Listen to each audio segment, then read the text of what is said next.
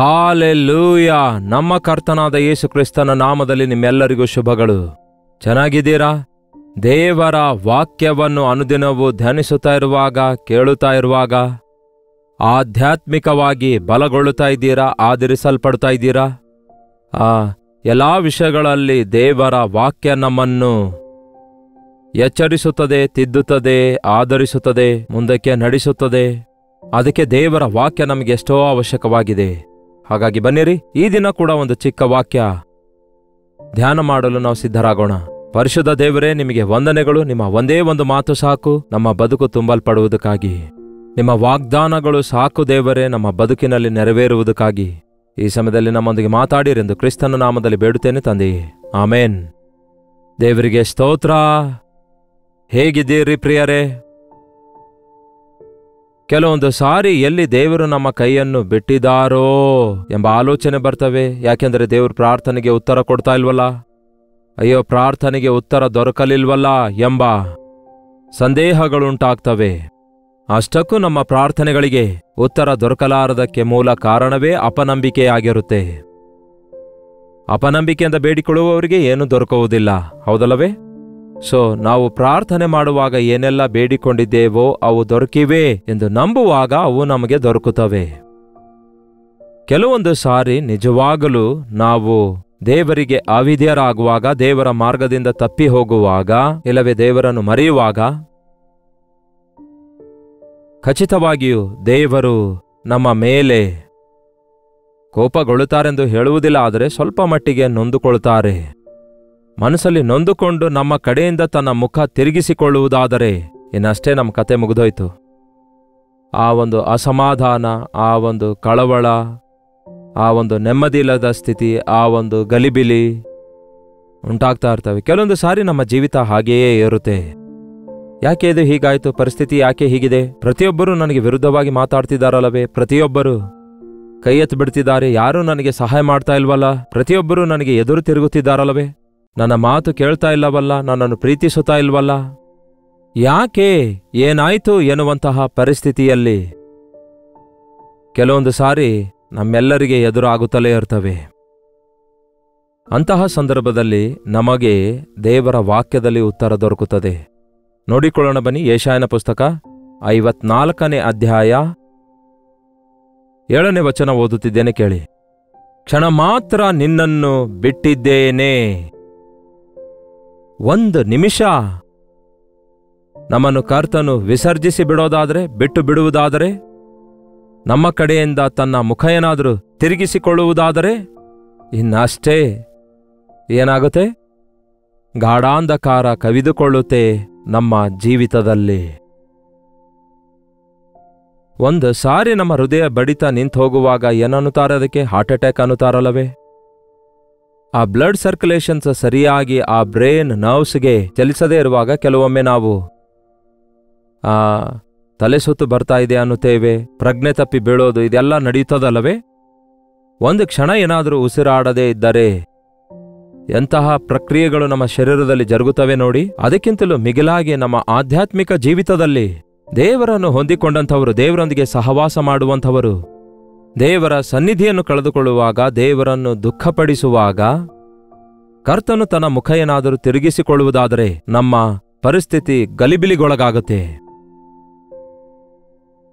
ಅಂತಹ ಸಮಯದಲ್ಲಿ ಒಂದು ಸಾರಿ ಕೂಗಿಕೊಂಡ್ರೆ ಸಾಕು. ಅಂತಹ ಸಮಯದಲ್ಲಿ ನಾವು ಕರ್ತನೇ ಎಂದು ಕೂಗಿದ್ರೆ ಸಾಕು. ನಿಮ್ಮ ಮನವಿ ಕೇಳುವುದಕ್ಕಾಗಿಯೂ ನಿಮ್ಮ ಕರೆಗೆ ಸ್ಪಂದಿಸುವುದಕ್ಕಾಗಿಯೂ ಕರ್ತನು ಯಾವಾಗಲೂ ಸಿದ್ಧನಾಗಿದ್ದಾನೆ. ನಿಮಗೆ ದಾರಿ ತೋಚದ ಪರಿಸ್ಥಿತಿ ಎದುರಾದಾಗ, ಗಲಿಬಿಲಿಯಲ್ಲಿರುವಾಗ, ಬಾಧೆ ಹೆಚ್ಚಾದಾಗ, ಅಯೋಮಯದ ಪರಿಸ್ಥಿತಿಯಲ್ಲಿರುವಾಗ ದಯವಿಟ್ಟು, ಸಾಧಾರಣವಾಗಿ ಇತರ ದೇಶದವರು ಓ ಮೈ ಗಾಡ್ ಅನ್ನುತ್ತಾರೆ. ಸುಮ್ಮನೆ ಆ ಪದ ಬಳಸ್ತಾರೆ ಅವರು. ಏನೋ ಸುಮ್ಮನೆ ಮಾತಿಗೆ ಮಾತ್ರ ಓ ಮೈ ಗಾಡ್ ಅಂದ್ರೆ ಪ್ರಯೋಜನವಿಲ್ಲ. ಆದರೆ ಪ್ರಭುವೇ, ನನ್ನ ದೇವರೇ, ನನಗೆ ಸಹಾಯ ಮಾಡಿರಿ ಎಂದು ಯಥಾರ್ಥವಾಗಿ ಕೂಗಿಕೊಳ್ಳೋದಾದರೆ ಖಚಿತವಾಗಿಯೂ ಕರ್ತನು ತನ್ನ ಮುಖವನ್ನು ನಮ್ಮ ಕಡೆಗೆ ತಿರುಗಿಸುತ್ತಾರೆ. ಕ್ಷಣ ಮಾತ್ರ ನಾನು ನಿನ್ನನ್ನು ತಳ್ಳಿಬಿಟ್ಟಿದ್ದೇನೆ, ಆದರೆ ಮಹಾಕೃಪೆಯಿಂದ ನಿನ್ನನ್ನು ಸೇರಿಸಿಕೊಳ್ಳುವೆನು. ಒಂದು ದೊಡ್ಡ ವಾತ್ಸಲ್ಯದಿಂದ ನಾನು ನಿನ್ನನ್ನು ಸೇರಿಸಿಕೊಳ್ಳುವೆನೋ ಅನ್ನುತ್ತಾರೆ. ಕ್ಷಣ ಮಾತ್ರ ದೇವರು ನಿಮ್ಮನ್ನು ಬಿಟ್ಟಂತೆಯೇ ಬಿಡ್ತಾರೆ. ಆದರೆ ಕ್ಷಣ ಮಾತ್ರದಲ್ಲಿ ನೀವು ಗಲಿಬಿಲಿಗೆ ಒಳಗಾದಂತೆ ನೀವು ಕುಗ್ಗುವಂತಹ ಪರಿಸ್ಥಿತಿ ಎದುರಾಗ್ತವೇನೋ. ಆದರೆ ದೇವರೇ, ನನ್ನ ಕರ್ತನೇ ಎಂದು ನೀವು ಒಂದು ಸಾರಿ ಕೂಗಿದ್ರೆ ಸಾಕು, ಒಂದು ಮೊರೆ ಇಟ್ಟರೆ ಸಾಕು. ಕೆಲವೊಂದು ಸಾರಿ ಕರ್ತನೇ ಎಂದು ಕೂಗಲು ಕೂಡ ನಮಗೆ ಶಕ್ತಿ ಇರೋದಿಲ್ಲ. ನರಳಾಟ ಕೂಡ ಕೇಳುವ ದೇವರು ನಮ್ಮ ದೇವರು, ನಿಟ್ಟುಸಿರು ಕೂಡ ನೋಡುವ ದೇವರಾಗಿದ್ದಾರೆ. ನಾವು ಒದ್ದಾಡುವುದನ್ನು ನೋಡುವಾಗ ಆತನು ಬಹಳ ತಳಮಳಿಸುತ್ತಾನೆ. ನೀರಿನಲ್ಲಿರುವ ಮೀನು ತೆಗೆದು ಭೂಮಿಯ ಮೇಲಿಟ್ಟರೆ ಹೇಗೆ ಮಾಡುತ್ತೆ ನೋಡಿ, ಹೇಗೆ ಅದು ಒದ್ದಾಡುತ್ತದೆ ಅಲ್ಲವೋ? ಹಾಗೆ ಒಬ್ಬ ನಿಜವಾದ ದೇವ ಮಗು ದೇವರ ಸನ್ನಿಧಿ ಕಳೆದುಕೊಳ್ಳುವಾಗ ಅಂತಹ ಗೊಂದಲ ಉಂಟಾಗುತ್ತದೆ. ಅಂತಹ ಮೀನನ್ನು ಮಾಡುವ ಅಗತ್ಯವಿಲ್ಲ. ಮತ್ತೆ ಅದನ್ನು ನೀರಲ್ಲಿ ತಳ್ಳಿ ಹಾಕಿದ್ರೆ ಸಾಕು, ಮತ್ತೆ ಅದು ಹಾಯಾಗಿ ಸ್ಥಿರಗೊಳ್ಳುತ್ತದೆ. ಅದೇ ರೀತಿ ನಮ್ಮ ಜೀವಿತದಲ್ಲಿ ನಾವು ದೇವರಿಂದ ದೂರ ಆಗಿದಾಗ ಎಷ್ಟೋ ದುಃಖ, ಬಾಧೆ, ಶ್ರಮೆ, ಒಂಟಿತನ ನಾವು ಅನುಭವಿಸಬಹುದು. ಆದರೆ ಮರುಕ್ಷಣದಲ್ಲಿಯೇ ದೇವರು, ಕರ್ತನು ಹೇಳ್ತಾರೆ, ದೊಡ್ಡ ವಾತ್ಸಲ್ಯದಿಂದ ನಿನ್ನನ್ನು ಸೇರಿಸಿಕೊಳ್ಳುವೆನು. ತಟ್ಟನೆ ಉಬ್ಬಿ ಹರಿಯುವ ಕೋಪದಿಂದ ಒಂದು ಕ್ಷಣ ಮಾತ್ರ ನನ್ನ ಮುಖವನ್ನು ನಿನಗೆ ಮರೆಮಾಡಿಕೊಂಡಿದ್ದೇನು. ಏನಂತೆ? ಒಂದು ಕ್ಷಣ ಮಾತ್ರ ಮುಖವನ್ನು ನಿನಗೆ ಮರೆಮಾಡಿಕೊಂಡಿದ್ದೇನು. ಯಾಕೆ ಅಷ್ಟೊಂದು ಕೋಪ ದೇವರು ನಮ್ಮ ಮೇಲೆ ತೋರಿಸ್ತಾರೆ? ಆತನಿಗೇನಾದರೂ ಅಸೂಯೆ ಇದೆಯಾ ನಮ್ಮ ಮೇಲೆ? ಆತನ ಕೋಪ ಏನಾದರೂ ಈ ಲೋಕ ಸಂಬಂಧವಾದ ಮನುಷ್ಯರ ಕೋಪದಂತಿದೆಯಾ? ಇಲ್ಲ ಪ್ರಿಯರೇ, ಆತನು ಪಾಪದ ವಿಷಯದಲ್ಲಿ ಕೋಪಗೊಳ್ಳುತ್ತಾನೆ. ಪಾಪವನ್ನು ಮಾತ್ರ ಆತನು ಸಹಿಸಲಾರನು. ಆತನು ನೀತಿಯನ್ನು ಪ್ರೀತಿಸುವಾತನಾಗಿದ್ದಾನೆ, ದುರ್ನೀತಿಯನ್ನು ದ್ವೇಷಿಸುವಾತನಾಗಿದ್ದಾನೆ. ನೀವು ಬೇಕಂತಲೇ ತಿಳಿದು ದೇವರ ಪ್ರೀತಿಯನ್ನು ರುಚಿ ನೋಡಿ ದೇವರು ಕೊಟ್ಟಿರುವ ಮೇಲುಗಳನ್ನು ಹೊಂದಿಕೊಳ್ಳುತ್ತಾ ದೇವರಿಂದ ದೂರವಾಗಿ ದೇವರ ಒಂದು ಪರಿಶುದ್ಧತೆಯನ್ನು ಬಿಟ್ಟು ಪಾಪದ ಕಡೆಗೆ ತಿರುಗಿಕೊಳ್ಳುವುದಾದರೆ, ಸೈತಾನನಿಗೆ ನೀವು ಸ್ಥಳ ಕೊಡುವುದಾದರೆ ಖಚಿತವಾಗಿಯೂ ದೇವರ ಉಗ್ರ ಕೋಪ ನಮ್ಮ ಮೇಲೆ ಬರುತ್ತೆ. ನಿಮ್ಮ ಮೇಲೆ ಅಲ್ಲ, ಆದರೆ ನಿಮ್ಮ ಒಳಗಡೆ ಇರುವ ಪಾಪದ ನಿಮಿತ್ತ, ನಿಮ್ಮೊಳಗೆ ಇರುವ ಅಪವಿತ್ರತೆಯ ನಿಮಿತ್ತ, ನಿಮ್ಮೊಳಗೆ ನೀವು ಕೊಟ್ಟಿರುವ ಸೈತಾನನಿಗೆ ಆ ಸ್ಥಳದ ನಿಮಿತ್ತವಾಗಿ ಕರ್ತನು ನಮಗೆ ವಿಮುಖನಾಗುತ್ತಾನೆ. ದಾವೀದನು ಪಾಪಕ್ಕೆ ಸ್ಥಳ ಕೊಟ್ಟಾಗ ಬಹಳ ತಳಮಳಿಸಿದ. ದೇವರೊಂದಿಗಿರುವ ಕನೆಕ್ಷನ್ ಕಟ್ಟಾಗಿ ಹೋಯಿತು. ದೇವರೊಂದಿಗೆ ಮಾತಾಡಿಕೊಳ್ತಿದ್ದ ಇದಕ್ಕಿಂತ ಮುಂಚೆ ದಾವೀದನು. ಆದರೆ ದೇವರೊಂದಿಗಿನ ಸಂಬಂಧ ಕಡಿದು ಹೋಯಿತು. ಅಪವಿತ್ರತೆಗೆ ಸ್ಥಳ ಕೊಟ್ಟ, ವ್ಯಭಿಚಾರಕ್ಕೆ ಸ್ಥಳ ಕೊಟ್ಟ. ದೇವರ ಸಹಾಯ ಅವನಿಗೆ ಇಲ್ಲ. ಅವನೊಳಗೆ ಒಪ್ಪಿಕೊಳ್ಳುವ ಮನಸ್ಸಿರಲಿಲ್ಲ. ಆ ಪಾಪ ಮುಚ್ಚಿಕೊಳ್ಳುವುದಕ್ಕಾಗಿ ನಾನಾ ವಿಧವಾದ ನಾಟಕವಾಡ್ತಾನೆ. ಅವನು ಮೋಸ ಮಾಡುವವನಾಗಿ ಪ್ರವರ್ತಿಸುತ್ತಾನೆ. ಬೆತ್ಷೆಬಳ ಗಂಡನನ್ನು ಯುದ್ಧದಲ್ಲಿ ಮುಂದಿಟ್ಟು ಸಾಯಿಸುತ್ತಾನೆ. ಹೌದಲ್ಲ? ನನ್ನ ಪಾಪ ನಾನು ಮುಚ್ಚಿಟ್ಟುಕೊಳ್ಳದೆ ಒಪ್ಪಿಕೊಂಡಿದ್ದೇನೆ. ನನ್ನ ಪಾಪ ನನ್ನ ಎಲುಬುಗಳಲ್ಲಿರುವವರೆಗೂ ನನಗೆ ನೆಮ್ಮದಿ ಇಲ್ಲ ಎಂದು ಅನಂತರ ದಾವೀದ ಹೇಳುವುದನ್ನು ನೋಡ್ತೇವಲ್ಲವೇ? ದೇವರು ಪರಿಶುದ್ಧನಾಗಿದ್ದಾರೆ. ನಾವು ಅಪವಿತ್ರತೆಗೆ ಅವಕಾಶ ಕೊಡುವಾಗ ದೇವರೊಂದಿಗಿರುವ ಒಳ್ಳೆ ಸಂಬಂಧ ಕಳೆದುಕೊಳ್ಳುತ್ತೇವೆ. ಆಯಾ ಸಮಯದಲ್ಲಿ ಅದಕ್ಕೆ ನಮ್ಮನ್ನು ನಾವು ಪರಿಶೀಲಿಸಿಕೊಳ್ಳಬೇಕು. ವಾಕ್ಯವನ್ನು ಧ್ಯಾನಿಸುತ್ತಿರುವಾಗ ದೇವರಿಗೆ ದುಃಖಪಡಿಸುವ ವಿಷಯಗಳೇನಾದರೂ ನನ್ನಲ್ಲಿವೆಯಾ, ಅದನ್ನು ಮುಂದುವರಿಸುತ್ತಿದ್ದೇನಾ ಎನ್ನುವುದನ್ನು ನಾವು ಗುರುತಿಸುತ್ತೇವೆ. ಪ್ರಾರ್ಥನೆ ನಿಮಗೆ ಇಷ್ಟವಿಲ್ಲದಿರುವುದಾದರೆ, ಪ್ರಾರ್ಥಿಸಲು ಮನಸ್ಸಾಗದಿರುವುದಾದರೆ, ಪ್ರಾರ್ಥನೆ ಮಾಡಲು ಬರದೇ ಇರುವುದಾದರೆ, ಎಲ್ಲೋ ಒಂದು ಕಡೆ ದೇವರ ಮುಖ ನಿಮ್ಮಿಂದ ಮರೆಯಾಗಿದೆ ಎಂದರ್ಥ. ಅದಕ್ಕೆ ಕಾರಣ ನಿಮ್ಮೊಳಗೆ ಅಪವಿತ್ರತೆ ಬಂದಿದೆ ಎಂದರ್ಥ. ಅಂತಹ ಸಮಯದಲ್ಲಿ ದೇವರಿಗೆ ಕೋಪ ಉಂಟಾಗುತ್ತದೆ. ನಮ್ಮನ್ನು ನಾಶ ಮಾಡುವುದಕ್ಕಾಗಿ ಅಲ್ಲ ಪ್ರಿಯರೇ, ನಮ್ಮನ್ನು ಪರಿಶುದ್ಧಗೊಳಿಸುವುದಕ್ಕಾಗಿ. ಅದು ಪವಿತ್ರವಾದ ಕೋಪ, ದೈವ ಕೋಪ ಆಗಿರುತ್ತೆ. ಅದು ನಮ್ಮನ್ನು ಶುದ್ಧೀಕರಿಸುವುದಕ್ಕಾಗಿ, ದಂಡಿಸುವಂತಹ, ಶಿಕ್ಷಿಸುವಂತಹ. ತಂದೆಯು ತಾನು ಪ್ರೀತಿಸಿದ ಮಗನನ್ನು ಶಿಕ್ಷಿಸಿದಂತೆಯೇ ದೇವರು ತಾನು ಸ್ವೀಕರಿಸುವವರನ್ನು ಶಿಕ್ಷಿಸುತ್ತಾನೆ. ಅದಕ್ಕೆ ಕರ್ತನ ಶಿಕ್ಷೆಯನ್ನು ತಳ್ಳಿಹಾಕಬೇಡಿ. ಆ ಶಿಕ್ಷೆಯಲ್ಲಿ ದೇವರಿಂದ ದೂರ ಆಗಬೇಡಿ. ಶಿಕ್ಷೆಯನ್ನು ಪ್ರೀತಿಸುವವನು ಪವಿತ್ರನಾಗ್ತಾನೆ, ಪರಿಶುದ್ಧನಾಗ್ತಾನೆ, ಪರಿಪೂರ್ಣನಾಗ್ತಾನೆ. ನಾನು ಯಾವಾಗಲೂ ಹೇಳ್ತೇನೆ, ಒಬ್ಬ ತಾಯಿ ಮಗುವನ್ನು ಹೊಡೆಯಬೇಕೆಂದು ಬೆತ್ತ ತಕೊಂಡು ಬರುವಾಗ ಆ ಮಗು ಓಡ್ತಾ ಇದೆ ಅಂದ್ಕೊಳ್ಳಿ. ಆ ತಾಯಿಗೆ ಬಹಳಷ್ಟು ಓಡಿಸಿತು ಅಂದ್ಕೊಳ್ಳಿ. ಆ ತಾಯಿಗೆ ಆಯಾಸ ಬಂದು ಇನ್ನು ಕೋಪ ಹೆಚ್ಚಾದಾಗ, ಕೊನೆಗೆ ಆ ಮಗು ದೊರಕಿದಾಗ ಟಪ ಟಪ ಟಪ ಟಪ ಅಂತ ಒಂದೇಟಿಗೆ ಬದಲು 100 ಏಟು ಹೊಡೆಯುತ್ತಾಳೆ.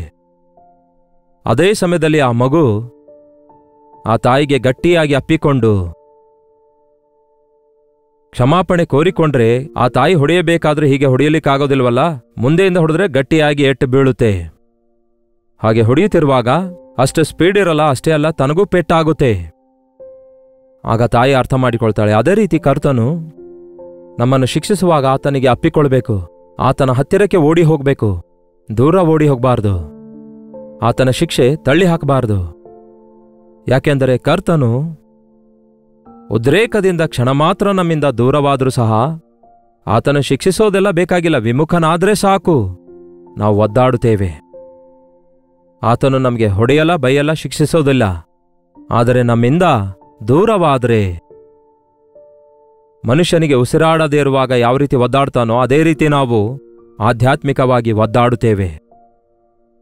ಒಂದು ವೇಳೆ ಆತನ ಶಿಕ್ಷೆಗೆ ಒಳಗಾದರೆ, ಶಾಶ್ವತವಾದ ಕೃಪೆಯಿಂದ ನಿನ್ನನ್ನು ಕರುಣಿಸುವೆನು ಎಂದು ಹೇಳುತ್ತಾರೆ. ಮಹಾಕೋಪೋದ್ರೇಕವುಳ್ಳವನಾಗಿ ಕ್ಷಣ ಮಾತ್ರ ನಿನಗೆ ವಿಮುಖನಾಗಿರುತ್ತೇನೆ, ಆದರೆ ನಿತ್ಯವಾದ ಕೃಪೆಯಿಂದ ನಿನಗೆ ಕರುಣಿಸುವೆನು ಎಂದು ನಿನ್ನ ವಿಮೋಚಕನಾದ ಯೆಹೋವ ಅನ್ನುತ್ತಾನೆ. ಹಾಲೆಲೂಯ. ಕ್ಷಣ ಮಾತ್ರವೂ ನಿನ್ನ ವಿರುದ್ಧ ನಾನು ನಿನಗೆ ವಿಮುಖನಾದೆನು. ಆದರೆ ನೀವು ಕಷ್ಟಪಡುವುದನ್ನು ನೋಡ್ಲಿಕ್ಕಾಗದಂತಹ, ಒದ್ದಾಡುವುದನ್ನು ನೋಡ್ಲಿಕ್ಕಾಗದಂತಹ, ನಿಮ್ಮ ಕಣ್ಣೀರನ್ನು ನೋಡ್ಲಿಕ್ಕಾಗದಂತಹ ಪ್ರೇಮಾಮಯನಾದ ನಮ್ಮ ಕರ್ತನು, ನಮ್ಮ ವಿಮೋಚನ ಕರ್ತನು ನಿತ್ಯವಾದ ಕೃಪೆಯಿಂದ ನಮಗೆ ವಾತ್ಸಲ್ಯ ತೋರಿಸಿ, ಕನಿಕರ, ಪ್ರೀತಿ, ದಯೆ, ದಾಕ್ಷಿಣ್ಯ ತೋರಿಸ್ತಾರೆ. ವಾತ್ಸಲ್ಯ ಅಂದ್ರೆ ಇನ್ನಷ್ಟು ಸ್ಟ್ರಾಂಗ್ ವರ್ಡ್ ಆಗಿದೆ. ಆತನು ಪ್ರೀತಿಯಿಂದ ನಮ್ಮನ್ನು ಅಪ್ಪಿಕೊಳ್ಳುತ್ತಾನೆ. ಎಂಥ ದೊಡ್ಡ ದೇವರು ನಮಗಿದ್ದಾರೆ ನೋಡಿ. ಇಂತಹ ಕರ್ತನ ಬಳಿಯಲ್ಲಿ ನಮ್ಮ ಹೃದಯ ತೆರೆದು ನಮ್ಮ ನಿಜ ಸ್ಥಿತಿಯನ್ನು ಒಪ್ಪಿಕೊಳ್ಳುವುದಾದರೆ ನಮಗೆ ದೊರಕುವಂಥದ್ದು ಶಿಕ್ಷೆ ಅಲ್ಲ ಪ್ರಿಯರೇ, ಕ್ಷಮಾಪಣೆ. ನಾವು ಕಳೆದುಕೊಂಡ ಸಂತೋಷವನ್ನು ತಿರುಗಿ ಹೊಂದಿಕೊಳ್ಳುತ್ತೇವೆ, ಕಳೆದುಕೊಂಡ ಆಶೀರ್ವಾದಗಳನ್ನು ತಿರುಗಿ ಹೊಂದಿಕೊಳ್ತೇವೆ. ಆಯಾ ಸಮಯಗಳಲ್ಲಿ ಕರ್ತನಿಗೆ ದುಃಖಪಡಿಸಿದಾಗ ತಕ್ಷಣವೇ ನೀವು ನಿಮ್ಮ ಸ್ಥಿತಿಯನ್ನು ಗುರುತಿಸಿ ತಿರುಗಿ ಬನ್ನಿರಿ ಕರ್ತನ ಪಾದಗಳ ಬಳಿಗೆ. ಅದಕ್ಕೆ ನಾವು ಯಾವಾಗಲೂ ಪ್ರಾರ್ಥನೆಯಲ್ಲಿರೋದಾದರೆ, ದೇವರ ನಿಕಟತೆಯಲ್ಲಿರುವುದಾದರೆ, ಆತನ ವಾಕ್ಯ ಧ್ಯಾನಿಸುತ್ತಾ ಇರೋದಾದರೆ, ಆತನ ಮುಖಕಾಂತಿಯಲ್ಲಿ ನಮ್ಮ ರಹಸ್ಯ ಪಾಪಗಳು ಬಯಲಾಗ್ತವೆ. ಆಲೋಚನಾ ಶೈಲಿಯಲ್ಲಿಯೇ ನಮ್ಮ ದೋಷ ಇರುವಾಗ ನಾವು ಗ್ರಹಿಸಿಕೊಂಡು ಸರಿಪಡಿಸಿಕೊಳ್ಳುವಂತಹ ಅವಕಾಶವಿರುತ್ತೆ. ಅದಕ್ಕೆ ಅನುದಿನವೂ ದೇವರ ವಾಕ್ಯವನ್ನು ಧ್ಯಾನಿಸಿರಿ, ಪ್ರಾರ್ಥನೆ ಮಾಡಿರಿ. ಯಾವತ್ತೇ ಆಗಲಿ ದೇವರು ನನ್ನಿಂದ ದೂರವಾಗಿದ್ದಾರೇನೋ, ದೇವರು ನನ್ನನ್ನು ಮರ್ತಿದ್ದಾರೇನೋ, ದೇವರ ಕೋಪ ನನ್ನ ಮೇಲಿದೆಯೇನೋ ಎಂಬ ಸಂದೇಹ ಉಂಟಾದಾಗ, ಅಂತಹ ಪರಿಸ್ಥಿತಿಯನ್ನು ಎದುರಿಸುತ್ತಿರುವಾಗ ಆತನಿಗೆ ಕೂಗಿಕೊಳ್ಳಿರಿ. ಕರ್ತನ ಕಡೆಗೆ ನೋಡಿರಿ, ಆತನು ನಿಮ್ಮ ಕಡೆಗೆ ನೋಡ್ತಿದ್ದಾನೆ. ನೀವು ತಿರುಗಿ ಬರಬೇಕೆಂದು ಆತನು ಆಶಿಸುತ್ತಿದ್ದಾನೆ. ಕೆಲವು ಸಾರಿ ನಾವು ದೇವರ ಮೇಲೆ ಮುನಿಸಿ ದೇವರಿಂದ ದೂರ ಹೋಗ್ತೇವೆ. ಆ ದಾರಿ ತಪ್ಪಿ ಹೋದ ಮಗನು ತಂದೆಯೊಂದಿಗೆ ಜಗಳವಾಡಿ ಹೋಗ್ತಾನೆ. ಹಾಗಂತ ತಂದೆ ಹಿಂದೆ ಹೋಗ್ಲಿಲ್ಲ ಪ್ರಿಯರೇ. ನಿಮಗೆ ಕೊಟ್ಟ ಸ್ವೇಚ್ಛೆಯನ್ನು ದೇವರು ಕಸ್ಕೊಳ್ಳೋದಿಲ್ಲ. ಮಗನೇ, ನಾನು ಯಾವಾಗಲೂ ಇಲ್ಲೇ ಇರ್ತೇನೆ, ನಿನಗೆ ಬುದ್ಧಿ ಬಂದಾಗ ಬಾ ಅಂದ್ಕೊಂಡಿರ್ತಾನೋ ಏನೋ. ಅವನು ಹೋಗಿ ತನ್ನ ಇಷ್ಟಾನುಸಾರವಾಗಿ, ತಂದೆ ಜೊತೆಗಿದ್ರೆ ನನಗೆ ಆಟಂಕವೇನೋ, ತಂದೆ ಜೊತೆ ಇದ್ರೆ ಫ್ರೀಯಾಗಿ ಇರಲಾರೆನೋ, ನಾನು ಸಂತೋಷವಾಗಿರಲಾರೆನೋ ಅಂದ್ಕೊಂಡಿರುವ ಆ ದಾರಿ ತಪ್ಪಿ ಹೋದ ಮಗನು ತಂದೆ ಇಲ್ಲದಿರುವಾಗ ಹೇಗೆ ಕ್ರಮಹೀನನಾದನೋ, ಹೇಗೆ ಬಲಹೀನನಾದನೋ, ಹೇಗೆ ದರಿದ್ರನಾದನೋ, ಹೇಗೆ ಮೋಸ ಹೋದನೋ, ಹೇಗೆ ನಷ್ಟ ಹೋದನೋ ಎನ್ನುವುದನ್ನು ಅನುಭವಿಸಿದ ನಂತರ ಅಳುತ್ತಾ ಬುದ್ಧಿ ತಂದುಕೊಂಡು ಕಣ್ಣೀರಿನಿಂದ ತಂದೆಯ ಬಳಿಗೆ ತಿರುಗಿ ಬಂದ. ಆ ಮಗನು ಇನ್ನು ದೂರದಲ್ಲಿರುವಾಗಲೇ ತಂದೆ ಓಡುತ್ತಾ ಹೋಗಿ ಅವನ ಭುಜದ ಮೇಲೆ ಬಿದ್ದು ಮುದ್ದಿಟ್ಟು ಅಪ್ಪಿಕೊಂಡು ತಿರುಗಿ ಮನೆಗೆ ಕರೆತರುತ್ತಾನೆ. ಊಟ ಕೊಟ್ಟು ಹೊರಟೋಗು ಅಂದನೋ, ಕೂಲಿ ಆಳುಗಳಲ್ಲಿ ಒಬ್ಬನಂತೆ ಬಿದ್ದಿರು ಅಂತ ಹೇಳಿದನೋ? ಇಲ್ಲ. ತನ್ನೊಂದಿಗೆ ನಿರಂತರವಾಗಿಯೂ ಇರುವುದಕ್ಕಾಗಿ ತನ್ನ ಮಗನನ್ನು ಮತ್ತೆ ಕಳೆದುಕೊಂಡಿರುವ ಆ ಭಾಗ್ಯವನ್ನು ಅನುಗ್ರಹಿಸುತ್ತಾನೆ. ಅದೇ ರೀತಿ ದೇವರು ನಮ್ಮನ್ನು ಆತನಿಂದ ದೂರವಾದಾಗ, ದೇವರನ್ನು ಬಿಟ್ಟು ಹೋಗಿ ನಷ್ಟಕ್ಕೊಳಗಾದ ನಾವು ಪಶ್ಚಾತ್ತಾಪಪಟ್ಟು ಕರ್ತನ ಬಳಿಗೆ ಸೇರುವುದಾದರೆ ಶಾಶ್ವತವಾದ ಕೃಪೆಯಿಂದ ವಾತ್ಸಲ್ಯದಿಂದ ನಮ್ಮನ್ನು ಪ್ರೀತಿಸುತ್ತಾರೆ ಎಂದು, ನಡೆಸುತ್ತಾರೆ ಎಂದು, ಜೊತೆಗಿರುತ್ತಾನೆಂದು ವಾಗ್ದಾನ ಮಾಡುತ್ತಾರೆ. ಪ್ರಾರ್ಥನೆ. ಪರಿಶುದ್ಧ ದೇವರೇ, ಪ್ರೀತಿಯುಳ್ಳ ತಂದೆಯೇ, ಯಾರ್ಯಾರು ಯಾವ ಸ್ಥಳದಿಂದ ಈ ವಾಕ್ಯ ಕೇಳ್ತಿದ್ದಾರೆ ಒಮ್ಮೆ ಅವರನ್ನು ನೋಡಿರಿ ದೇವರೇ. ಆಯಾ ಸಮಯದಲ್ಲಿ ದೇವರೇ ನಾವು ನಿಮ್ಮೊಂದಿಗಿರುವ ಒಳ್ಳೆ ಸಂಬಂಧವನ್ನು ಕಳೆದುಕೊಂಡು ಎಷ್ಟೋ ಒಂಟಿತನವನ್ನು, ಒಂದು ವಿಧವಾದ ಖಾಲಿಯಾದ ಪರಿಸ್ಥಿತಿಯನ್ನು, ಒಂದು ವ್ಯಾಕ್ಯೂಮ್ ಅನ್ನು ನಮ್ಮ ಹೃದಯದಲ್ಲಿ ಅನುಭವಿಸುತ್ತಿದ್ದೇವೆ. ನಿಮ್ಮನ್ನು ದುಃಖಪಡಿಸಿದ ಸಮಯದಲ್ಲಿ, ನಾವು ನಿಮ್ಮನ್ನು ವಿರೋಧವಾಗಿ ತಪ್ಪು ಮಾಡಿರುವ ಸಮಯದಲ್ಲಿ ನಿಮ್ಮ ಸನ್ನಿಧಿ ಕಳೆದುಕೊಳ್ಳುತ್ತೇವೆ ಎಂದು ಗುರುತಿಸಿದಾಗ ನಾವು ಪಶ್ಚಾತ್ತಾಪ ಪಡುವ ಹಾಗೆ, ನಿಮಗೆ ಮೊರೆ ಇಡುವ ಹಾಗೆ, ನಿತ್ಯವಾದ ನಿಮ್ಮ ವಾತ್ಸಲ್ಯದಿಂದ ನಿಮ್ಮ ಪ್ರೀತಿಯನ್ನು, ನಿಮ್ಮ ಕೃಪೆಯನ್ನು ಹೊಂದುವ ಹಾಗೆ ಮೇಲಿಂದ ಮೇಲೆ ನಿಮ್ಮೊಂದಿಗೆ ಸಹವಾಸ ಮಾಡುವ ಅನುಭವ ನಮಗೆ ದಯಪಾಲಿಸಿರೆಂದು ಕ್ರಿಸ್ತನ ನಾಮದಲ್ಲಿ ಬೇಡುತ್ತೇನೆ ತಂದೆಯೇ, ಆಮೇನ್. ತಂದೆಯಾದ ದೇವರ ಪ್ರೀತಿಯು, ಮಗನಾದ ಕ್ರಿಸ್ತನ ಕೃಪೆಯೂ, ಆದರಣೆ ಕರ್ತನಾದ ಪವಿತ್ರಾತ್ಮನ ಸಹವಾಸವು ಕೂಡಿ ಬಂದಿರುವ ನಮ್ಮೆಲ್ಲರ ಸಂಗಡ ಇಂದಿಗೂ ಸದಾಕಾಲಕ್ಕೂ ನೆಲೆಯಾಗಿರಲಿ. ಆಮೇನ್. ದೇವರಿಗೆ ಸ್ತೋತ್ರ. ನಿಮ್ಮ ಪ್ರಾರ್ಥನಾ ಮನವಿಗಳನ್ನು 8939731313 ನಂಬರಿಗೆ ಒಂದು ಟೆಕ್ಸ್ಟ್ ಇಲ್ಲವೇ ವಾಯ್ಸ್ ಮೆಸೇಜ್ ಮೂಲಕ ವಾಟ್ಸ್ಆಪ್ ಕಳಿಸಿರಿ. ನಿಮಗೋಸ್ಕರ ಪ್ರಾರ್ಥಿಸಲು ಯಾವಾಗಲೂ ನಾವು ಸಿದ್ಧರಾಗಿದ್ದೇವೆ. ನೀವು ಪ್ರಾರ್ಥಿಸಿರಿ, ತಪ್ಪದೆ ಕರ್ತನು ಉತ್ತರಿಸುತ್ತಾರೆ. ಒಂದು ವೇಳೆ ನೀವು ಇತರ ದೇಶದಿಂದ ವೀಕ್ಷಿಸುವುದಾದರೆ 8939731313 ಎಂಬ ಇದೇ ನಂಬರಿಗೆ ನಿಮ್ಮ ಪ್ರೇಯರ್ ಬರ್ಡನ್ಸ್ ಒಂದು ವಾಟ್ಸ್ಆಪ್ ಮೆಸೇಜ್ ಇಲ್ಲವೇ ವಾಯ್ಸ್ ಮೆಸೇಜ್ ಮೂಲಕ ಇತರ ದೇಶದಿಂದಲೂ ಕೂಡ ನೀವು ನಿಮ್ಮ ಮನವಿಗಳನ್ನು ಕಳಿಸಬಹುದು.